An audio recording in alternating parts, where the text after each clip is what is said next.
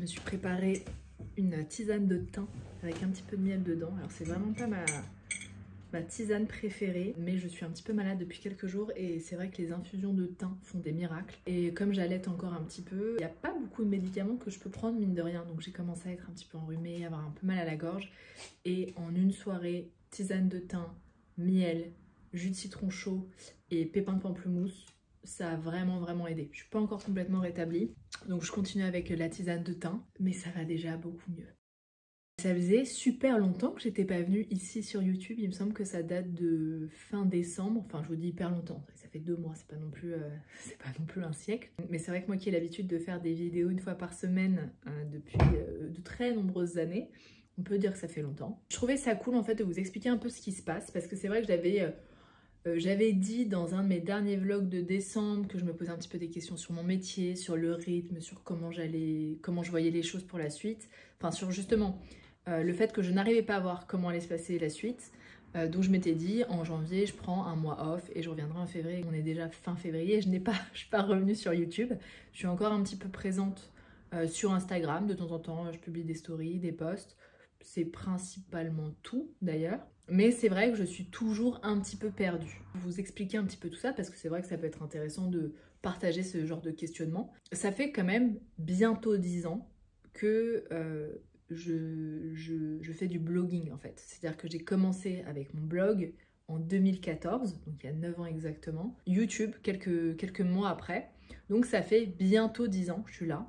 Et il y a un moment où c'est quand même compliqué de se renouveler et de se dire mais qu'est-ce que j'apporte et qu'est-ce que je vais raconter qui n'a pas déjà été dit, que je n'ai pas moi déjà dit ou qui n'est pas déjà présent sur les réseaux sociaux. Finalement, qu'est-ce que j'ai à apporter et qu'est-ce que j'ai à dire que je n'ai pas encore dit.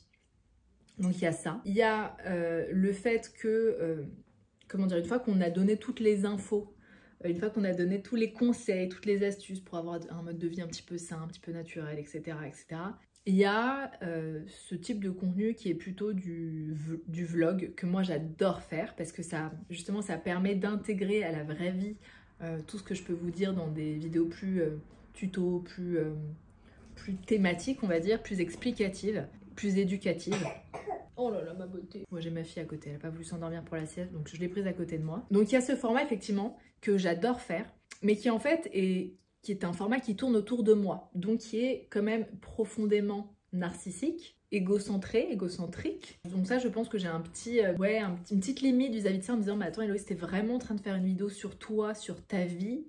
Est-ce que c'est pas profondément voyeuriste en fait et qu'est-ce que ça apporte? Alors je sais que ça apporte pour le coup parce que c'est du divertissement. Et en même temps, j'essaie jamais de faire des vlogs que sur ma vie. J'essaie toujours d'intégrer des réflexions qui pourraient aider, des découvertes, tout ça. Comme je vous l'ai dit, c'est un format qui est génial pour intégrer dans la vraie vie les conseils que je peux donner sur d'autres supports. Mais il y a ce truc de, attends, je fais quand même une vidéo sur moi que je vais publier moi-même sur YouTube pour parler de moi et les gens vont voir ce que je fais de ma journée. Donc il y a ce côté qui me gêne un peu, qui est voilà ce truc, c'est hyper narcissique en fait ce que tu fais comme métier. Et il y a aussi ce truc de, c'est ma vie privée. Et donc, ça fait 10 ans, ma vie a pleinement évolué en 10 ans. Je suis passée par plein d'étapes dans ma vie. Et c'était beaucoup plus simple en fait de faire des vlogs quand j'habitais seule. Quand j'étais célibataire ou pas d'ailleurs, mais quand j'habitais seule chez moi, que j'avais beaucoup de temps seule chez moi, c'était tellement plus simple. Là maintenant, je vis avec mon amoureux, je suis maman. Et donc de faire des vlogs dans ma vie de tous les jours, dans ma vie privée, ça voudrait dire incorporer des moments de vie de famille, ou bien me mettre à part au moment où je suis avec mon amoureux et ma fille à la maison, mais c'est quand même un petit peu bizarre, vous voyez, ou bien c'est de les intégrer eux dans un vlog et du coup c'est les incorporer dans ma vie professionnelle et ça je n'ai pas du tout envie, ça reste quand même de la vie privée, j'ai pas forcément envie d'intégrer ces moments-là là-dedans. Et il y a aussi ce truc de, peut-être qu'on s'en rend pas compte quand on filme un vlog, enfin quand on regarde un vlog pardon, on s'en rend pas compte, mais c'est beaucoup de charge mentale pour la personne qui filme le vlog. Effectivement c'est pas un format qui est travaillé dans le sens où c'est pas, généralement c'est pas, on réfléchit pas aux séquences en amont, c'est pas quelque chose où on travaille spécialement le plan, etc. C'est pas une vidéo qu'on a détaillée en amont, on n'a pas écrit le script, tout ça. Mais c'est quand même beaucoup de charge mentale sur le moment. Parce que si par exemple, je vais dans ma cuisine en me disant je vais leur filmer la recette que je fais, il faut quand même que je trouve le bon cadre, la bonne lumière, il faut que ça soit un petit peu joli, sympa à regarder quand même, que vous compreniez un peu ce que je fais. Et donc ça se rajoute, on va dire, il y a un truc mental qui se rajoute à ce que je suis en train de faire. Donc les journées où je filme un vlog, c'est une journée vraiment 100% travail, vraiment. Donc le vlog, oui, j'adore ça, mais voilà pourquoi j'ai un peu plus de mal à en faire autant qu'avant, je dirais. Il y a aussi autre chose qui a changé en 10 ans sur les réseaux sociaux. Moi, pour vous rappeler un peu quand je suis arrivée sur YouTube, sur les blogs, il y avait très peu de monde sur YouTube, surtout qui parlait de green et d'éthique. Instagram ne faisait que des photos, les stories Instagram n'existaient pas, TikTok n'existait pas, il y avait Snapchat, mais bon, c'était très peu utilisé. Il y avait Twitter, effectivement, mais c'était pas du tout la même sphère qu'actuellement. Là, maintenant, on a YouTube, les YouTube Shorts, qui est l'équivalent de TikTok, mais sur YouTube. On a Instagram, Instagram Story, réel Instagram. On a les blogs, mais qui fonctionnent de moins en moins. Il y a une quantité de contenu et du coup de personnes qui créent du contenu qu'en fait, je trouve qu'il y a beaucoup de bruit sur les réseaux sociaux. Il y a plein de personnes, 1000 contenus à voir, plein de trucs qui sont dits et redits. Et donc, il y a un peu ce truc de... Mais il y a déjà tellement de monde, il y a déjà tellement de types de contenu, qu'est-ce que moi je vais apporter en plus comme info, comme conseil, comme contenu éducatif. Et donc finalement la seule façon où je pourrais me différencier, c'est en parlant de moi, parce qu'effectivement il y a moi qui change enfin la seule chose qui nous différencie finalement, c'est notre personnalité et ce qu'on est. Mais donc ça veut dire mettre vachement de sa personnalité, vachement de sa vie privée. Mais est-ce que j'ai vraiment envie de ça? C'est ça encore la question. Donc il y a trop de monde, trop de bruit sur les réseaux sociaux, je trouve. Alors après peut-être que j'ai un... Elle est d'accord. Elle papote beaucoup. Oui, ma beauté, je sais. Donc oui, trop de monde, trop de bruit. Et alors après, c'est ce que j'allais vous dire.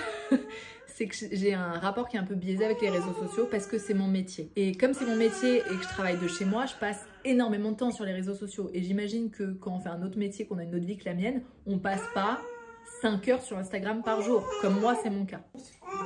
Oh, tu veux la pâte craquette? Donc oui, il y a un peu ce truc qui moi en tout cas me fatigue tellement je passe de temps là-dessus, ça me fatigue et du coup j'ai pas envie d'en rajouter parce que j'ai l'impression que tout le monde consomme les réseaux sociaux comme moi, ce qui n'est sûrement pas vrai. Donc il y a trop de bruit, trop de monde, et même on sait à quel point les écrans et surtout les réseaux sociaux sont mauvais pour la santé mentale, pour la santé tout court. Et donc je pense qu'il y a un peu ce truc chez moi qui me dit mais tu participes à ça? Et en même temps, je veux dire que c'est pas pour moi que vous allez sur les réseaux sociaux, vous y serez de toute façon. Donc autant que j'y ajoute des trucs qui, moi, me tiennent à cœur et qui, à mon sens en tout cas, peuvent changer les choses et aider ou faire du bien, vous voyez. Mais il y a un peu ce truc qui est ambivalent aussi chez moi, je pense. Et il y a aussi une réalité des réseaux sociaux, c'est que les algorithmes changent, c'est plus du tout les mêmes. Maintenant, c'est les vidéos qui sont mises en avant et c'est les vidéos courtes. Et alors les vidéos, moi c'est un format que j'adore filmer pour YouTube, mais parce que justement, je trouve que YouTube ne se consomme pas du tout comme les autres réseaux sociaux.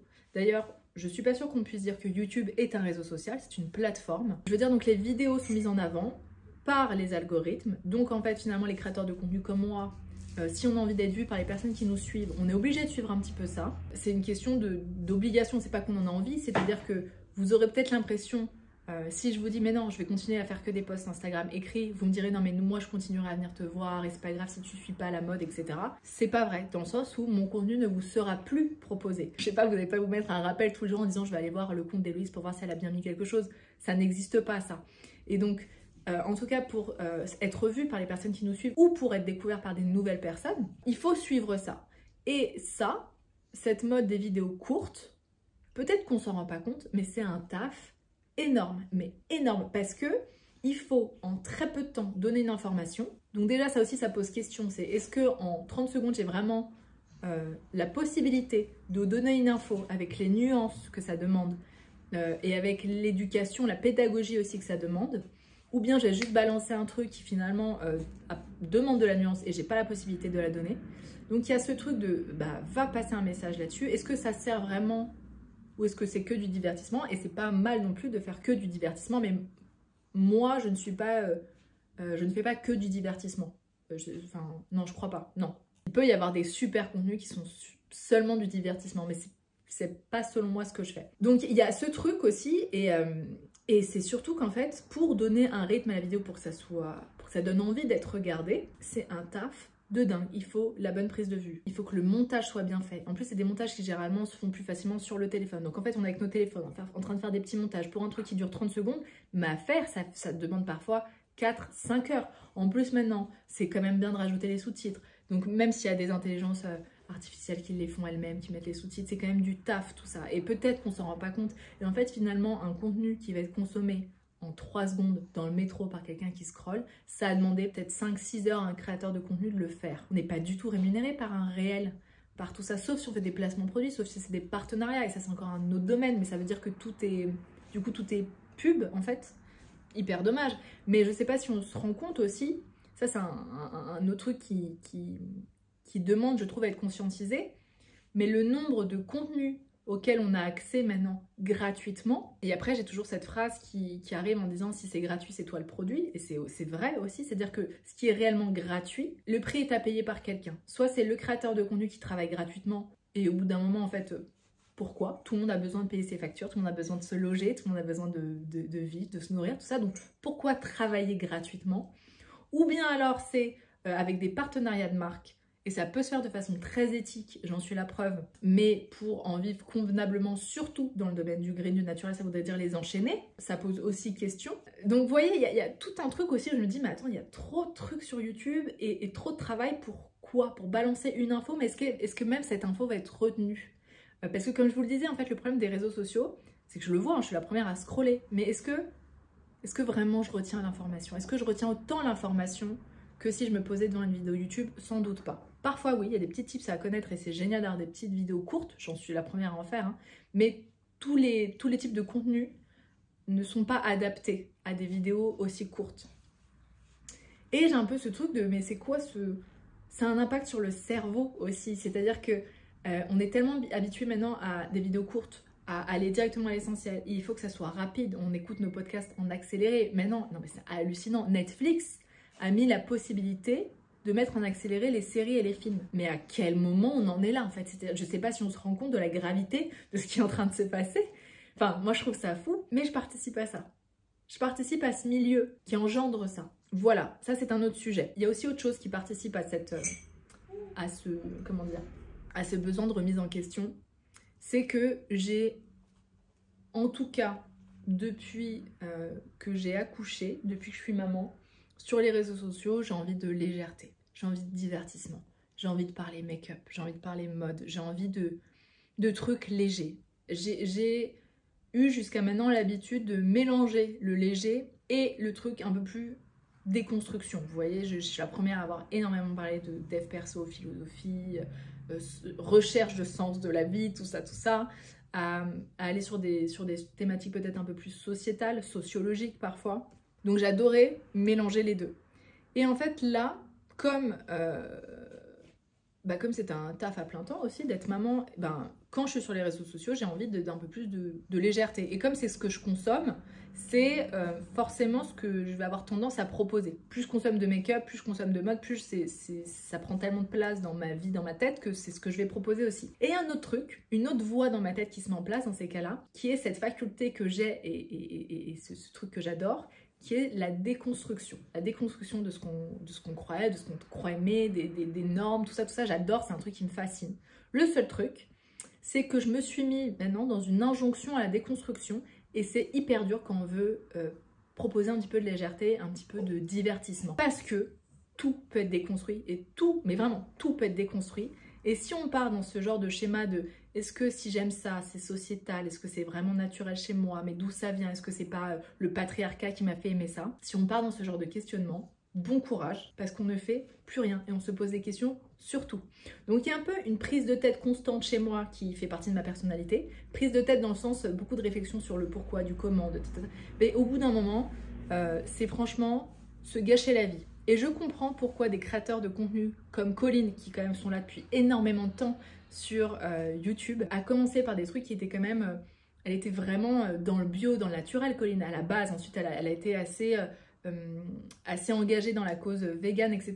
Et là, elle fait des trucs beaucoup plus légers. En fait, elle a dit qu'elle avait arrêté de se prendre la tête et tout. Et je comprends. C'est mal vu sur les réseaux sociaux parce que Les causes n'ont pas changé, bien évidemment que c'est toujours mieux de consommer du bio, du naturel, mais à un moment ça provoque une telle charge mentale de tout déconstruire. Oui, de tout déconstruire alors qu'on est dans une société qui est pleine de problématiques, clairement. C'est super dur de gérer ça tout le temps, en fait, et de tout le temps déconstruire, de tout le temps aller à l'encontre de ça. Parfois, la déconstruction est beaucoup plus énergivore que d'accepter un conditionnement. Un exemple tout con, l'épilation chez la femme est clairement un truc à déconstruire. Ça devrait pas être normal. Pourquoi nous, femmes, on devrait s'épiler alors que les hommes, non? Quand on y pense, au point de vue, c'est vrai, sociologique, c'est pas normal. Maintenant, moi, qui ai été conditionnée là-dedans, j'ai 32 ans, peut-être que les jeunes, les très jeunes, les adolescents actuels auront vraiment une construction différente parce qu'il y a tellement de choses qui ont changé dans cette époque. Mais moi, à 32 ans, j'ai du mal à être à l'aise si je sors en robe et que j'ai les jambes poilues, ou si je suis en maillot et je me suis pas épilé le maillot. Enfin, vous voyez, ça me demanderait tellement d'énergie et de déconstruction que pour mon bien-être et ma santé mentale, je vais dire ok, ben je vais m'épiler, oui c'est douloureux, oui c'est pas normal entre guillemets, mais ça me demande moins d'énergie de le faire que de déconstruire le truc. Et donc pour ramener ça à la création de contenu, et ben j'ai toujours ce truc pareil dans ma tête qui est oh, j'ai envie de parler de make-up, oh, j'ai envie de parler de ça, j'ai envie de parler de ça, et en même temps oui mais préviens bien que le make-up c'est pas obligatoire, oui mais la mode, oui mais il faut bien dire que c'est la mode seconde main, ou que c'est de la mode éthique, sinon c'est pas bien, tatata. Et en fait, il y a cette police intérieure qui est due à ma conscience de ce qu'est le monde et de ce que devrait être le monde, qui est super dur à gérer avec mon métier. Mais ça, je pense que pour le coup, c'est le cas dans les 3/4 des métiers, en tout cas.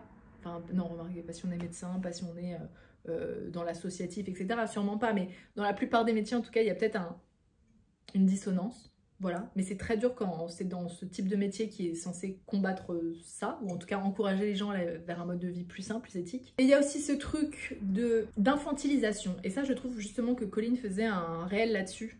Elle parlait d'une mode que j'avais pas forcément vu passer d'ailleurs sur les réseaux sociaux, sur TikTok.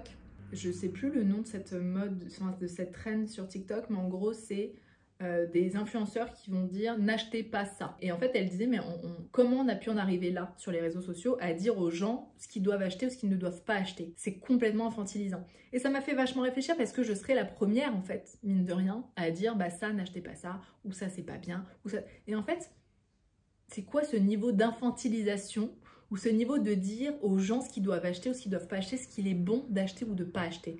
Je comprends le thème derrière, je comprends très bien le principe et des gens qui font ça. C'est plutôt ne vous faites pas avoir et n'achetez pas ça en pensant que, et c'est plutôt peut-être parfois intéressant. Et je comprends Colline qui à un moment dit mais en fait laissez les gens faire ce qu'ils veulent, chacun à être éduqué, et c'est pas seulement aux personnes sur internet, aux influenceurs d'éduquer les gens à, c'est pas à moi de dire ce qu'il est mieux de faire ou pas. Donc il y a ça, une infantilisation, et j'aimerais quand même faire un parallèle, c'est un truc que je me dis depuis quelques semaines et que je trouve plutôt intéressant. Vous me direz ce que vous en pensez. Je vais faire un parallèle entre consommation éthique et alimentation. La consommation éthique, j'essaie de vous le dire souvent.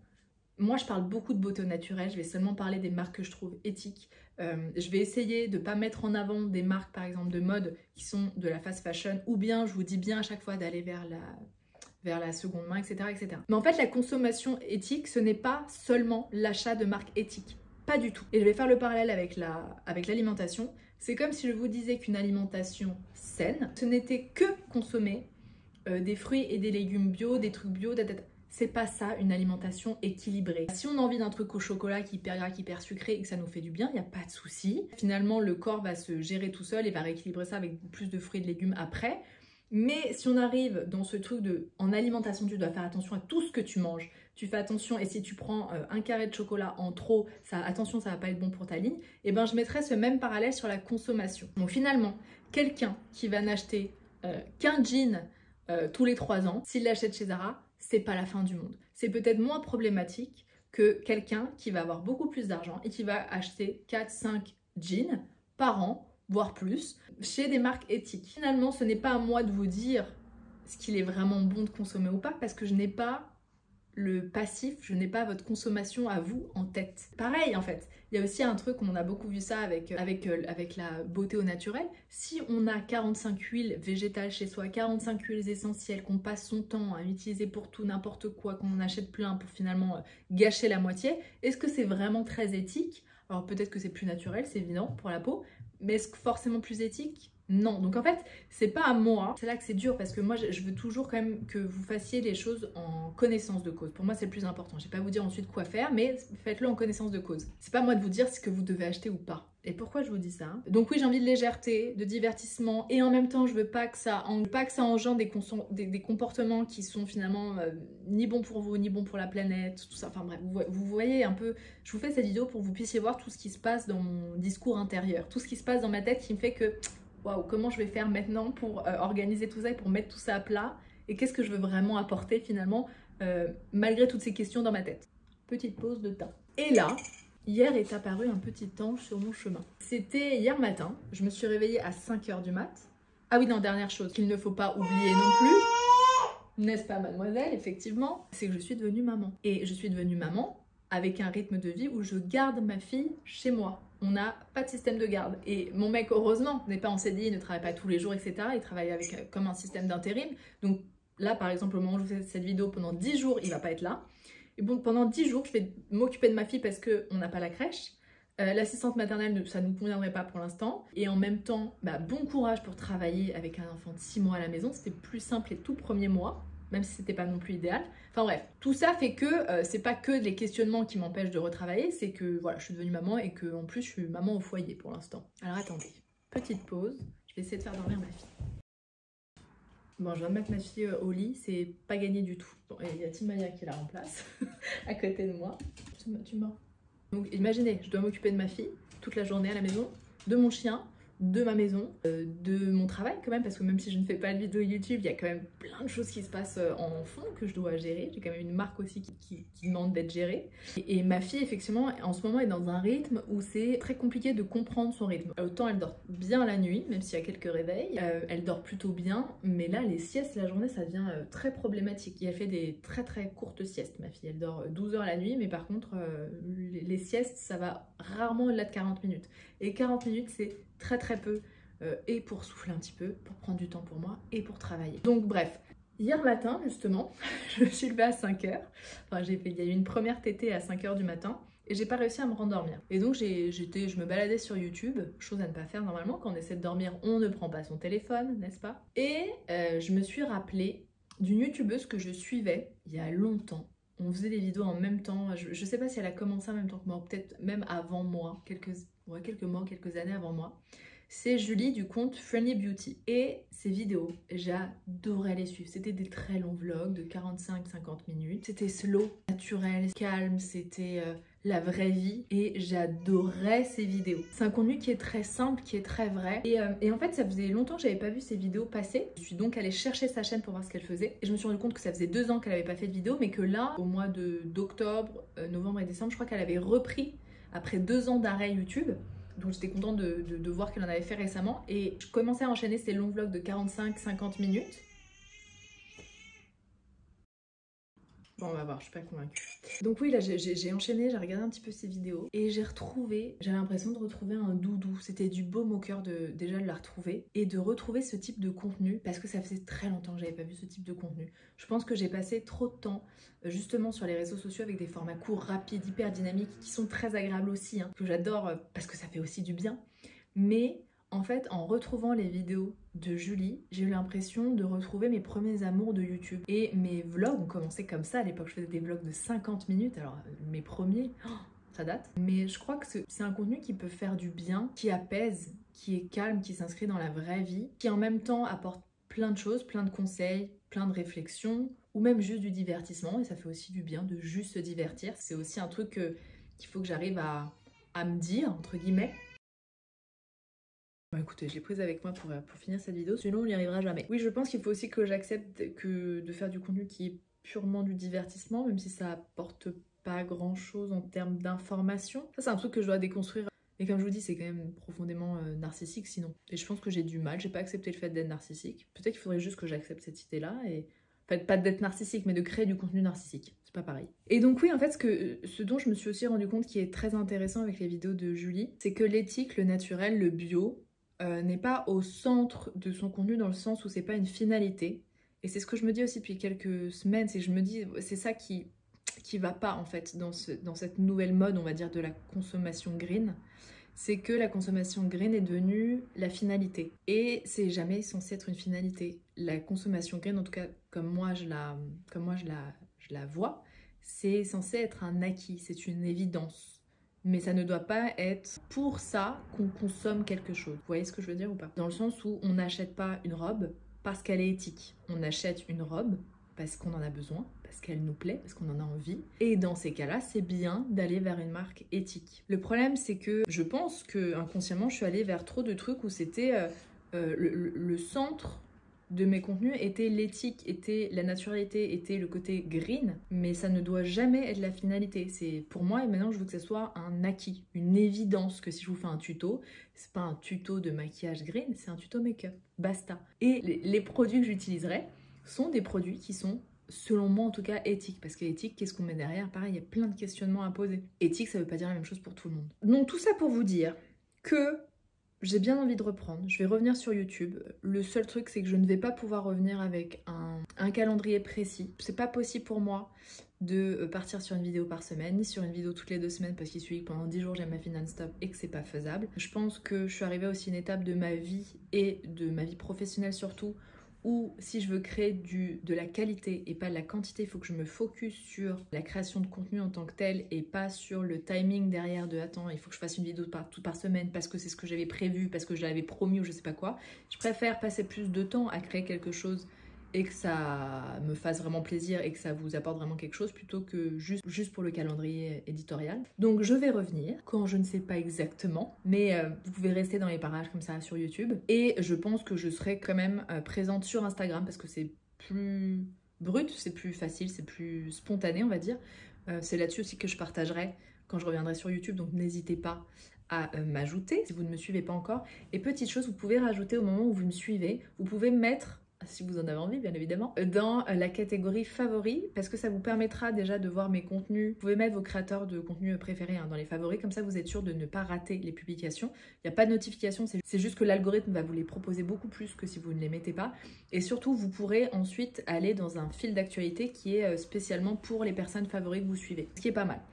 Moi généralement dès que je suis un compte que je viens de découvrir et que je veux vraiment pas rater ce qu'elle propose, parce que je viens de découvrir et que je veux voir ce qu'elle fait, hop, je mets en favori directement, comme ça je vois si ça me convient vraiment ou pas. Donc je suis présente sur Instagram et par newsletter. Alors c'est vrai que j'ai mis de côté, j'avais envie de lancer un webzine mensuel. Bien évidemment, bravo Héloïse de lancer ça au moment où tu deviens maman, de lancer un magazine en ligne comme ça, tous les mois, tant qu'à faire. Donc non, pour l'instant j'ai mis de côté Mocha, parce que je l'avais appelé Mocha. Je suis partie sur une newsletter très simple, de l'écriture noire sur un fond blanc, du contenu, des bonnes vibes, des bonnes ondes, des réflexions. Généralement j'essaie de l'envoyer à la fin de chaque mois, je vais vous mettre le lien en barre d'infos si ça vous intéresse. Et voilà, donc ma fille est présentement avec moi, vous voyez le petit haut de son crâne et ses cheveux qui poussent bien, n'est-ce pas? Je vais tenter d'aller la recoucher, ou bien lui demander à manger, je sais pas, on va voir. Donc je vous embrasse fort et on se retrouve très vite. Bye bye.